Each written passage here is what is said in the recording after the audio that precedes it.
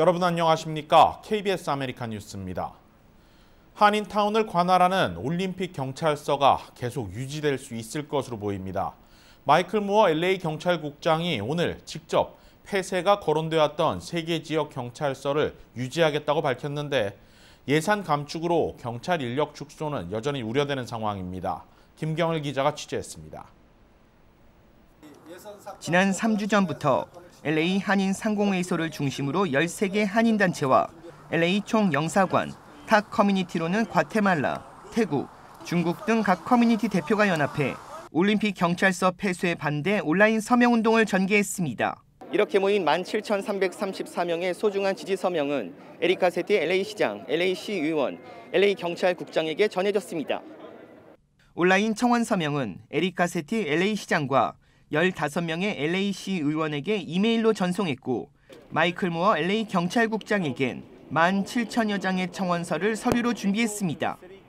마이클 무어 LA 경찰국장은 한인사회와 각 커뮤니티가 보여준 경찰 예산 삭감 반대와 경찰서 유지 캠페인에 감사를 표하며 올림픽 경찰서 포함 3개 경찰서를 그대로 유지하겠다고 밝혔습니다. And my intention at this point is to keep Olympic Station open along with Mission and Topanga. We will result in a severe cutback in a number of other specialized units and resources, but we will keep those stations open. 그러나 무어 국장은 LA시 예산 삭감으로 300여 명의 경찰 인력 유지는 어렵다고 밝혀 여전히 치안 공백은 우려되는 상황입니다. 한인상의와 13개 한인단체 연합은 한인타운의 안전을 위해 경찰 인력이 줄지 않도록 목소리를 높여나간다는 계획입니다. 올림픽 시즌이 처음에 시작할 때 300명으로 시작했어요. 지금 250명으로 줄었거든요. 더 줄 수가 있어요. 지금 한인타운에 여러분들이 알다시피 얼마나 많은 아파트하고 세컨드하고 재개발이 이루어지고 있습니까? 그래서 오늘 올림픽 경찰서가 폐쇄 안 된다는 것은 우리가 반쪽 승리는 했지만 앞으로도 계속해서 저희가 목소리를 내게 되면은 타운의 진짜 치안 문제만큼은 지켜낼 수 있지 않을까 생각해요. 오늘로 예정된 LA시 경찰 예산 삭감 심의는 보류됐습니다. 한인단체 연합은 4.29 폭동을 겪은 한인사회가 얼마나 치안 공백에 민감하게 반응하는지를 보여준 성과로 평가하고 각 커뮤니티와 연합해 서명운동을 지속하는 등 치안 공백을 우려하는 지역 주민들의 목소리를 계속해서 높여나간다는 계획입니다. KBS 뉴스 김경일입니다. 연방정부의 추가 경기 부양안에 따라 오늘부터 중소기업들을 대상으로 한 종업원 급여보호 프로그램 PPP 대출이 전국적으로 재개됐습니다. 특히 대형 금융기관들이 아닌 지역 커뮤니티 은행들만 대출을 할 수 있어 상대적으로 혜택을 받지 못했던 중소자영업체들의 지원이 확대될 것으로 보입니다. 이유수 기자가 보도합니다. 오늘부터 종업원 급여보호 프로그램 이른바 PPP 대출이 재개됐습니다. 1차 지원 이후 수개월 만에 재개되는 이번 대출 권한은 각 지역 커뮤니티 은행에 있습니다. 최우선 신청 자격은 지난해 이뤄진 1차 지원을 받지 못했던 업체들에게 돌아갔습니다. 처음 신청하는 기업은 최대 $1,000만, 2차 대출을 신청하는 경우 $200만 대출이 가능합니다. 오늘 월요일하고 내일 화요일은 1차 못 받았던 사람들이 먼저 프라이어티로 신청서를 저희가 받고 있고요. 수요일부터는 1차 받았던 분들이 2차 이제 또 신청할 수 있는 그 시간이거든요. 한인 커뮤니티 경우 지난해 1차 지원을 받은 업체들이 많기 때문에 본격적인 접수는 오는 수요일부터 시작될 전망입니다. 공제 항목은 지난번 1차 지원 때보다 확대됐습니다. 1차 지원 때는 직원들의 급여 그리고 사무실 임대료 지불로 공제가 가능했지만 2차 지원부터는 사무실 수리비, 인력관리 비용 등 추가 항목들이 신설됐습니다. 신청 자격은 직원 규모와 매출에 따라 구분됩니다. 직원 수 500인 미만이거나 재신청이실 경우는 300인 미만으로 작년 그 한 분기라도 전년 동기 대비 25% 이상 감소한 경우가 가능한데요. 그런데 또 비즈니스마다 다 여건이 다르시기 때문에 자세한 내용은 주 거래 은행으로 확인하시면 될 것 같습니다. PPP는 은행 지점 방문을 통해 신청할 수 있지만 팬데믹 사태 악화로 온라인 신청을 받는 경우도 늘고 있습니다. 온라인으로 손님들께서 신청을 하시게 되면은 이제 코비드-19 상황에 지점을 방문하지 않으셔도 되시고요. PPP 신청에 걱정을 좀 덜어드릴 수 있을 것 같아서요. 오늘부터 2차 PPP 접수가 본격화되며 팬데믹 사태 장기화로 어려움을 겪고 있는 한인 기업들을 위한 긴급 지원이 시작됐습니다. SBA 측은 대출 신청 과정에 최소 하루 이상의 시간이 걸리기 때문에 충분한 시간을 두고 접수할 것을 권고했습니다. KBS 뉴스 이우수입니다. 민주당이 트럼프 대통령 탄핵 소추안을 공식 발의했습니다. 퇴임을 불과 9일 앞두고 탄핵 절차가 본격화된 것인데 소추안이 통과되면 트럼프 대통령은 역사상 처음으로 임기 내 2차례나 하원에서 탄핵 소추된 대통령이라는 불명예를 안게 됩니다. 이채은 기자입니다. 민주당 하원 의원들이 트럼프 대통령에 대한 탄핵 소추안을 발의했습니다. 4쪽짜리 소추안에 적시된 탄핵 혐의는 내란 선동. 지난 6일 발생한 의회 난입 사태를 지지자 연설을 통해 부추겼다는 이유입니다. 해당 근거로 맹렬히 싸우지 않으면 나라를 되찾지 못할 것이라고 한 트럼프 대통령의 연설 내용을 소추안에 적시했습니다.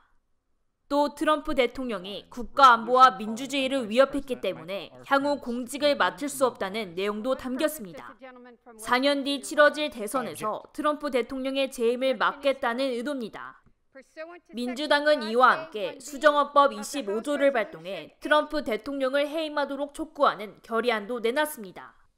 I ask unanimous consent that the Committee on the Judiciary be discharged from further consideration of H-Res 21 and ask for its immediate consideration in the House.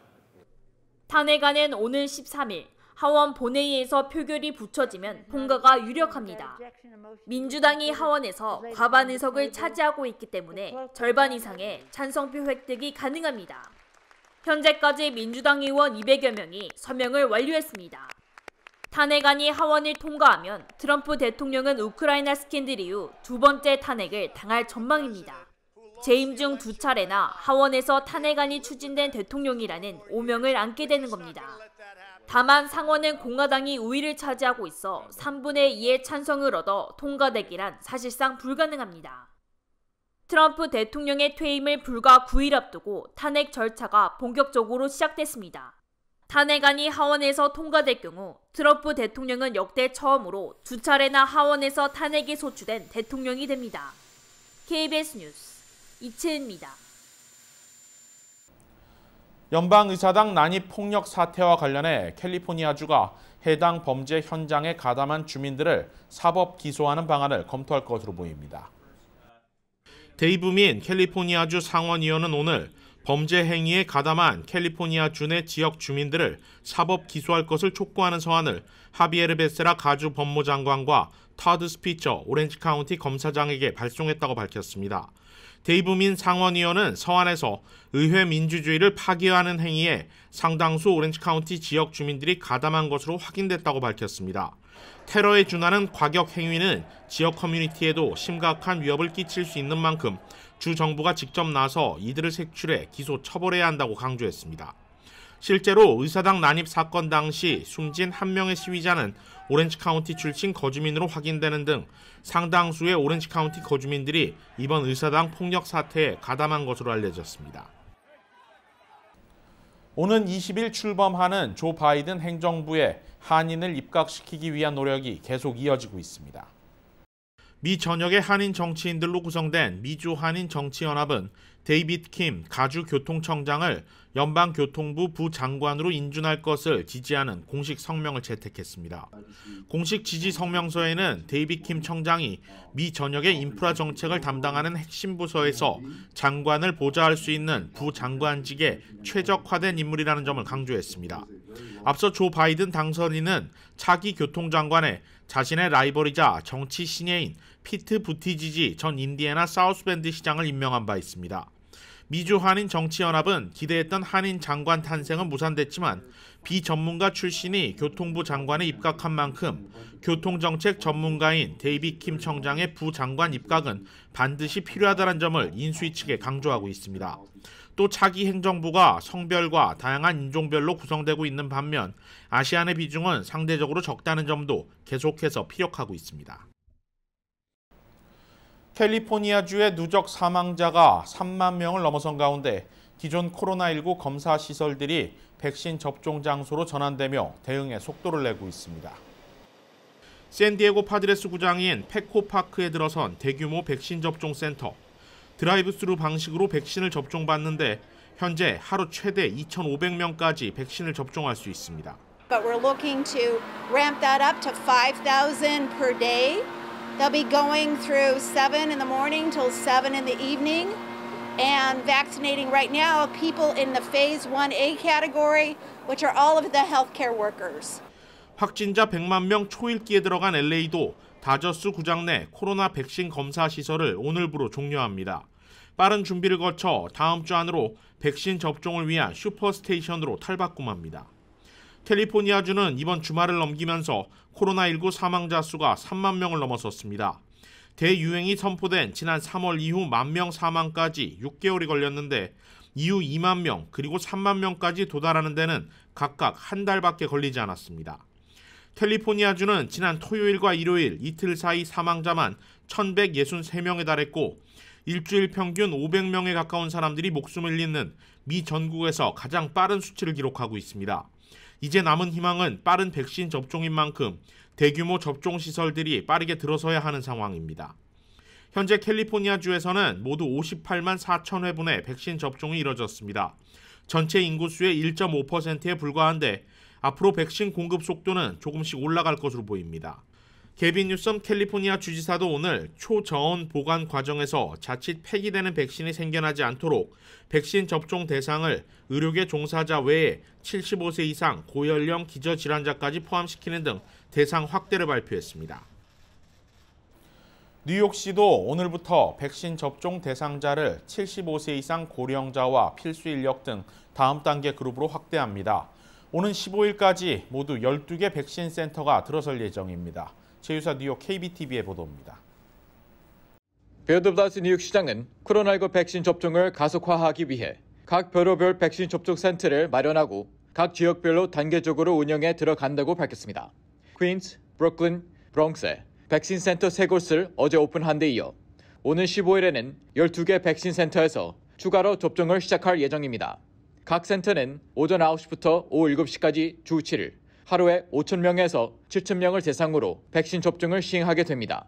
한편 오늘부터 뉴욕의 백신 접종 대상자가 75세 이상 고령자와 교사, 경찰, 소방관, 대중교통 직원 등 필수 인력 등 원비 단계 그룹으로 확대됩니다. 접종 대상자는 시 보건국 웹사이트에서 뉴욕시 코로나19 백신 양식을 작성한 후 사전 예약하고 접종 자격을 증명할 수 있는 서류를 지참하고 방문하면 됩니다. 앤드루 커머 뉴욕 주지사는 오는 4월이면 코로나19 백신 접종을 원하는 일반인들도 접종이 가능할 것으로 보인다고 밝혔습니다. 한편 뉴욕주에서 전염성이 높은 영국발 변종 바이러스 감염 사례가 추가로 3건 확인됐습니다. 앤드루 커머 뉴욕 주지사는 사라토가 카운티에서 2명, 나서 카운티에서 1명이 영국발 변종 바이러스에 감염된 것으로 나타나 뉴욕주에서 총 4건의 사례가 발생했다고 전했습니다. KBTV 뉴스 이창원입니다. 연방식품의약국 FDA가 구강면봉 채취 방식의 일부 코로나19 검사 키트에 오류가 있다고 발표한 이후 LA 카운티 내 검사장에서 해당 검사 키트 사용이 중단됩니다. 문제가 된 검사 키트는 실리콘밸리 지역의 신생업체 큐레이티브사가 제조한 것으로 일부 검체가 충분히 확보되지 않은 상태에서 테스트를 하면 양성임에도 음성 판정이 나오는 것으로 알려졌습니다. FDA가 해당 키트의 문제점을 지적하면서 LA 카운티 보건국은 앞으로 임시로 설치되는 팝업 검사장에서 큐레이티브사 키트를 사용하지 않을 것이라고 밝혔습니다. 그러나 카운티가 아닌 LA시 정부 또는 민간단체 등에서 운영하는 다른 검사시설에서는 큐레이티브사 검사 키트가 그대로 사용될 수 있습니다. 의료진이 직접 의심 환자의 코 깊숙이 면봉을 찔러 넣어 채취하는 방식이 아닌 당사자가 직접 면봉으로 입안을 훑어서 검체를 채취하는 구강 방식은 그동안 검사 결과가 정확하지 않을 수 있다는 지적을 계속 받아왔습니다. 하지만 LA시 당국은 일부 오류에도 불구하고 충분히 많은 검사를 신속하게 진행하기 위해선 해당 검사 키트 사용이 불가피하다고 강조해왔습니다. 오는 13일은 103명의 한인들이 미국 땅에 처음 발을 디딘 미주 한인의 날입니다. 올해 코로나19 팬데믹에도 미주 한인이민 118주년을 기념하는 다양한 행사들이 온 오프라인으로 치러질 예정입니다. 미주 한인재단은 지난 토요일 코너스턴 교회에서 미주 한인의 날 기념 행사를 온 오프라인 합동 행사로 개최했습니다. 거리두기 방역 조치 아래 열린 기념식에는 박경재 LA 총영사와 존리 LA 시의원 등이 참석했으며 최석호 가주 하원의원 등 여러 정치인들이 화상으로 축하 메시지를 보냈습니다. 이날 행사에서 존리 LA 시의원은 미주 한인의 날 118주년을 선포하는 기념 결의문을 미주 한인재단에 전달했습니다. 캘리포니아 주의회는 앞서 지난달 65지구 셰런 쿼크 실바 하원의원 주도로 미주 한인의 날 상하원 합동 결의안을 제출한 바 있습니다. LA 시의회도 오는 수요일 시청에서 미주 한인의 날을 기념하는 별도의 선포 기념 행사를 열며 얼바인 시의회도 내일 오후 4시 정기의회에서 미주 한인의 날 결의안을 선포하고 기념 행사를 온라인으로 중계할 예정입니다. 오늘의 주요 단신입니다. 캘리포니아주에서 270여 명의 한인 변호사가 새롭게 배출됐습니다. 이 결과는 지난해 7월 예정됐다 10월로 연기된 주 변호사 시험 결과에 따른 것입니다. 이번 시험은 온라인 전형과 합격 기준 하향 조정으로 12년 만에 가장 높은 60.7%의 합격률을 기록했습니다. 오늘 오전 LA 한인타운 사우스 놀만디 애비뉴 선상에 위치한 한 주택에서 화재가 발생해 주택 한 채가 전소됐습니다. LA 소방국에 따르면 현장에는 소방차 10대가 투입돼 진화 작업을 펼쳤으며 불길은 15분 만에 진화됐습니다. 이번 화재로 보고된 인명피해는 없습니다. 글렌데이시가 팬데믹 사태로 경제적 어려움을 겪고 있는 세입자들을 지원합니다. 오늘부터 시작되는 이 프로그램은 최대 $1,500의 임대료를 지원받을 수 있습니다. 대상은 글렌데일에 거주하는 합법적인 세입자 중 팬데믹 사태로 수입 손실이 발생한 경우입니다. 세계 최대 소비자 가전박람회 CES가 오늘 라스베이거스에서 온라인으로 개막했습니다. 올해 CES 참여 업체들은 3차원 형태로 홈페이지에 신제품을 전시하고 온라인 화상 간담회를 진행합니다.